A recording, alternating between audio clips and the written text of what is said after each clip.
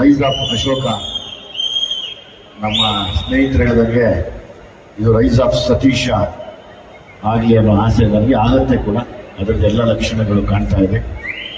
ನಮ್ಮ ಕನ್ನಡದವ್ರು ನಾವು ಯಾರಿಗೂ ಏನು ಕಡಿಮೆ ಇಲ್ಲ ಅನ್ನೋದಕ್ಕೆ ಇವತ್ತು ನಮ್ಮ ಕನ್ನಡಿಗ ಈ ಸಿನಿಮಾನ ತೆಲುಗು ಮತ್ತು ತಮಿಳಲ್ಲೂ ಕೂಡ ಹೋಗಿ ನಿಂತು ರಿಲೀಸ್ ಮಾಡ್ತಾ ಇರೋದು ಇಡೀ ಕನ್ನಡಿಗರಿಗೆ ಹೆಮ್ಮೆ.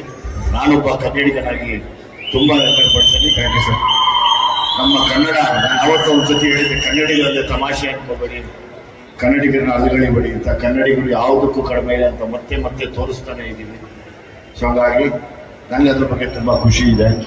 ಸತೀಶ್ನ ನಾನು ಯಾಕೆ ತುಂಬ ಇಷ್ಟಪಡ್ತೀನಿ ಅಂದರೆ, ನಮಗೆ ತುಂಬ ಕಷ್ಟಪಟ್ಟು ಜೀವನದಲ್ಲಿ ತುಂಬ ನೊಂದು, ನಾವೆಲ್ಲ ನಿಮಗೆ ಈ ಥರ ಕಾಣಿಸ್ತಿರ್ತೀವಿ, ಬಟ್ ಒಳಗಡೆ ತುಂಬ ನೊಂದಿರ್ತೀವಿ. ಪ್ರತಿ ಸರಿ ನಾವು ಮಾತಾಡುವಾಗಲೂ ಒಂದು ಒಳ್ಳೆ ವಿಷಯನ ಇಟ್ಕೊಂಡು ಮಾತಾಡ್ತಾ ಇರ್ತೀವಿ, ಆದರೆ ಒಳಗಡೆ ತುಂಬ ನೋವಲ್ಲಿರ್ತೀವಿ. ಸತೀಶ್ ಮಾತಾಡೋದು ಗೊತ್ತಾಗ್ತಾ ಇತ್ತು, ಆ ಜೋಶು, ಆ ಹಠ, ನಾನು ಸಾಧನೆ ಮಾಡಬೇಕು ಮತ್ತು ನಮ್ಮ ಕನ್ನಡಿಗರಿಗೆ ನಾನೊಬ್ಬ ಕನ್ನಡಿಗನಾಗ ಒಂದು ಒಳ್ಳೆ ಸಿನಿಮಾ ಕೊಡಬೇಕು ಅನ್ನೋದು ಅದು ಯಾವಾಗಲೂ ನಮ್ಮಲ್ಲಿ ಆ ತುಡಿತ ಇದ್ದೇ ಇದೆ.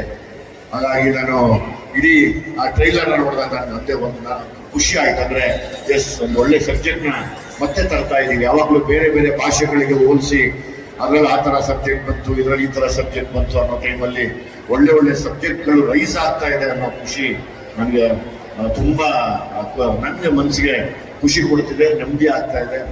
ಇಡೀ ಇದೊಂದು ರೈಸ್ ಆಫ್ ಅಶೋಕ ಅನ್ನೋಕ್ಕಿಂತ rise of Satish and team ಅಂತ ಆಗಲಿ, ಇವರೆಲ್ಲ ಸೇರಿ ಒಂದು ದೊಡ್ಡ ಮಟ್ಟಕ್ಕೆ ನಿಂತ್ಕೊಳ್ಳಿ ಅನ್ನೋ ಆಸೆ ನನಗಿದೆ. As it is music director ಇಲ್ಲೇ ಪ್ರೂವ್ ಮಾಡಿಬಿಟ್ಟಿದ್ದಾರೆ.